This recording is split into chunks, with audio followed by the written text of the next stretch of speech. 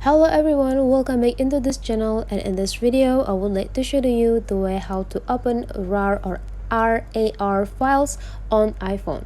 So the thing that you have to do is just find the RAR file on your phone. So sometimes it will be saved on your files on your phone, and then you just need to scrolling down and find out the documents, and it will be symbolized by zip here. And to extract this RAR file, just need to go click the files, and those files will be automatically extracted the file inside of the RAR files. So here is the folder that containing the files inside of this RAR.